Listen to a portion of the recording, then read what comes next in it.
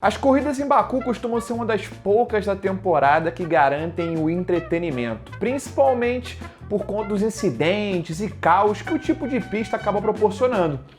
Mas esse ano a etapa lá no Azerbaijão não foi capaz de superar a chatice do regulamento atual. Nem mesmo nesse formato novo aí que eles inventaram de fazer 2 corridas e 2 qualis no mesmo final de semana. Às vezes vale a pena seguir aquele pensamento clássico de não mexer em time que está ganhando.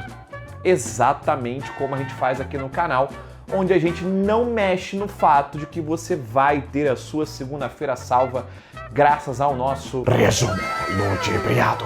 Antes eu queria dar uma super dica para você, que é sobre o Surfshark. Você deve ter visto que semana passada o Telegram foi bloqueado, né? Bom, com o VPN da Surfshark, você consegue acessar aplicativos e também conteúdos de filmes e séries que não estão disponíveis por aqui, já que você vai estar usando um IP diferente e parecendo que está se conectando de um outro país. Além disso, o VPN da Surfshark permite que você navegue na internet de forma totalmente segura, já que a sua conexão vai estar criptografada e os seus dados vão estar ocultos. Inclusive, é graças a essa privacidade das suas informações que você consegue se proteger de golpes e evitar que os seus dados fiquem armazenados em algum lugar. Mas a melhor parte é que o pessoal do Surfshark separou uma baita oferta para você. Se você clicar no link aqui embaixo na descrição e usar o cupom VictorLudigero, você vai ganhar uma oferta exclusiva e 3 meses extras de graça. E olha só, pode ficar tranquilo, porque o serviço da Surfshark é tão bom que eles vão te dar 30 dias de garantia. E se você por algum acaso não gostar, pode pedir o dinheiro de volta. Então não perde tempo. Acessa agora o link que está aqui embaixo e não perde essa oportunidade. Normalmente é difícil imaginar que um final de semana de GP em Baku vai ser sonolento. Mas a Fórmula 1 já começou prejudicando a gente quando marcou a corrida para as 8 da manhã aqui no horário de Brasília.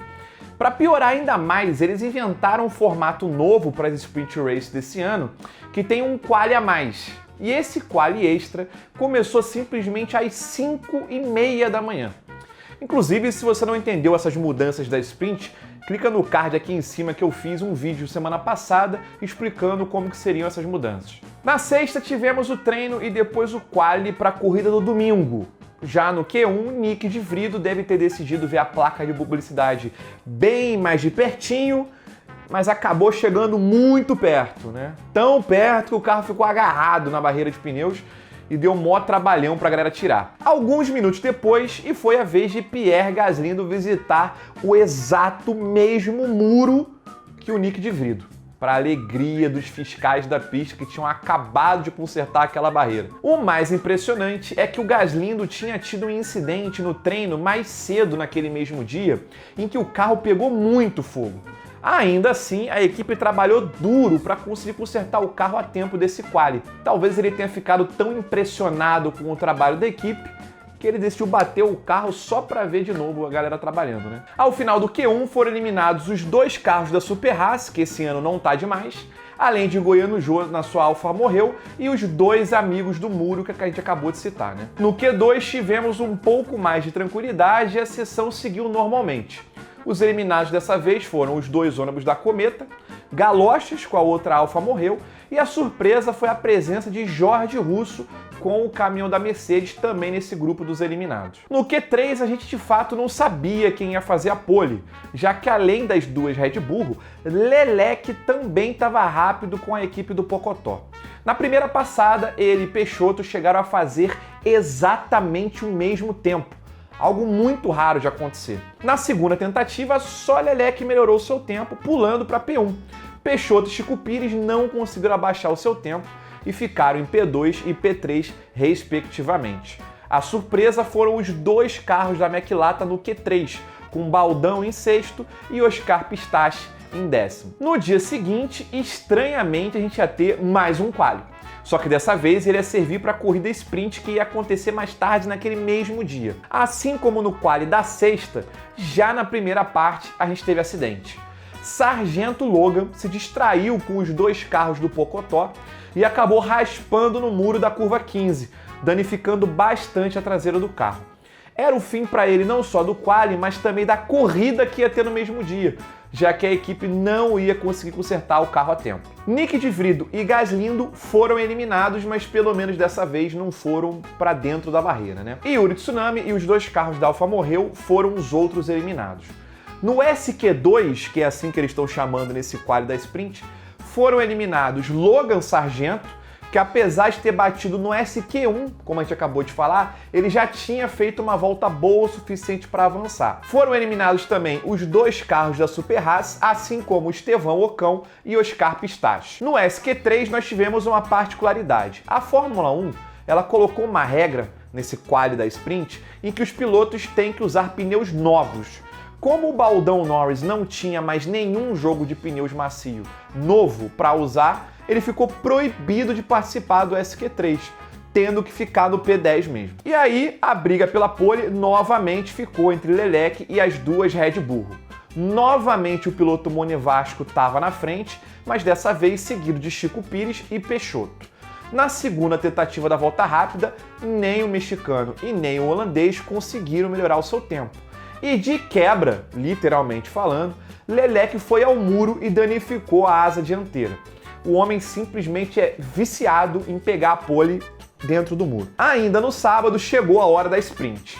Na largada, Jorge Russo conseguiu largar bem melhor do que o Peixoto e foi para cima do piloto holandês. Os dois disputaram lado a lado as primeiras curvas e chegaram a se tocar. O holandês levou a pior, tendo um leve dano na lateral do carro e perdeu a posição para o inglês. Ainda na primeira volta, Yuri Tsunami foi mais um visitante ao muro, com direito ao pneu descendo a ladeira por conta própria. Boatos, inclusive, de que o pneu sozinho estava fazendo o traçado mais rápido que o próprio carro da Taurus Alpha, né, que o Tsunami estava guiando. Após algumas voltas de safety car e com direito a Taurus Alpha liberando o Yuri Tsunami de voltar para a pista com o carro todo torto, né, simplesmente o verdadeiro Tokyo Drift, né, na vida real, Leclerc consegue manter a liderança na relargada e Peixoto aproveita para dar o bote em Jorge Russo e retomar a terceira posição. Só que 3 voltas depois, Chico Pires vem de asa aberta e passa o piloto da equipe do Pocotó, assumindo a liderança da corrida. Depois disso, a corrida ligou o modo a mimir. Até tivemos uma ou duas ultrapassagens entre a galera mais para trás, mas sem valer nenhum ponto. A única um pouquinho mais relevante foi a de mãozinha para cima de Albão, tirando o piloto da cometa do top 8 e, consequentemente, dos pontos.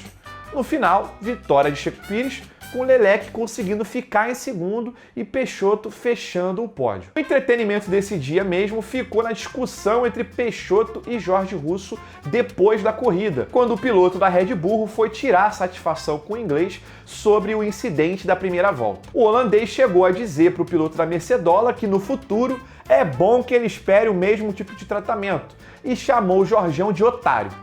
Na real, ele não chamou de otário não, foi uma outra palavra, mas que a gente não vai repetir aqui porque o nosso resumo é feito para toda a família. Chegamos no domingo para a corrida de verdade, digamos assim, né? E esperando que talvez, com a corrida sendo mais longa e tendo paradas para fazer, já nesse clima gostoso de treta, que a gente ia ter uma corrida mais interessante. E eu vou resumir para você. Foi ruim igual. Os verdadeiros ganhadores do domingo foram aqueles que decidiram alongar a neneca até mais tarde. É para isso que o resumo tá aqui também, né? A gente faz o trabalho sujo de acordar cedo e assistir a corrida sonolenta para que você não precise. Então, obviamente, também já aguarda a sua contribuição aqui embaixo, né? Deixando o seu like e também se inscrevendo no canal, hein? Na largada, todo mundo comportado e a vida segue. Algumas curvas depois, a gente teve um pequeno toque de Albão com uma Mac-Lata que danificou levemente a asa dianteira do busão, mas nada demais para a corrida de ambos. Com apenas 3 voltas na corrida, assim que o DRS foi liberado, Peixoto abriu a asa e fez a ultrapassagem em Leclerc, assumindo a primeira posição.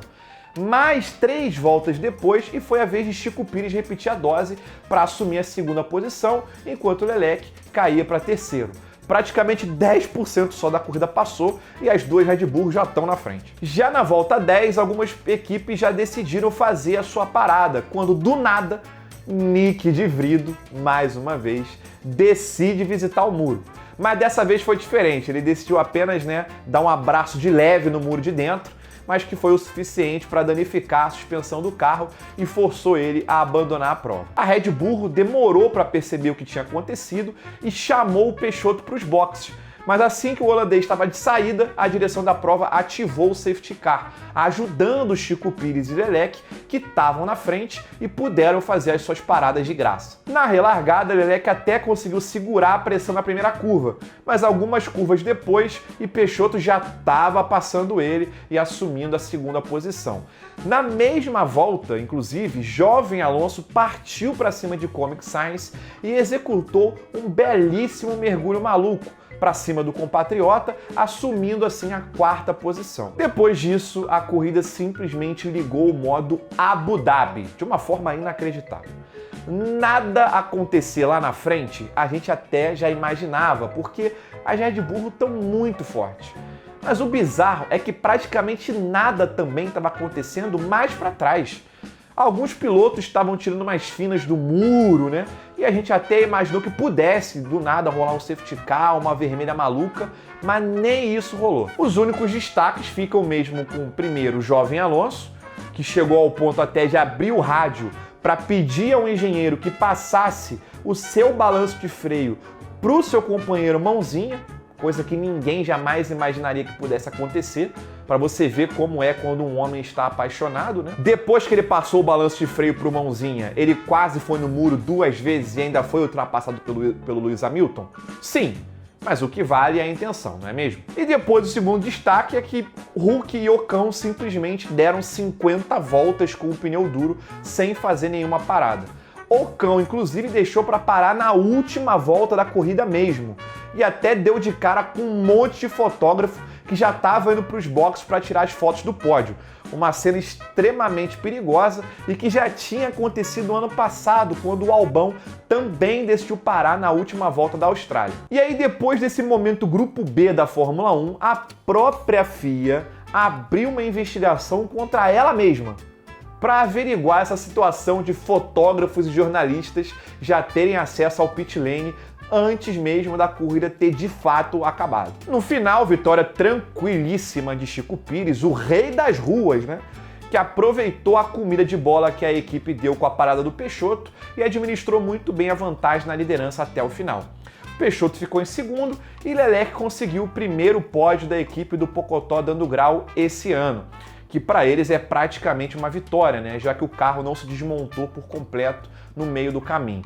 Inclusive, no pódio, o Lelec, quando foi chamado, subiu na posição de quem está em segundo lugar, para você ver como o homem já se desacostumou com o negócio. A Fórmula 1 volta já agora nesse próximo final de semana para o GP de Miami, a primeira das 3 corridas que a Fórmula 1 vai fazer nos Estados Unidos esse ano.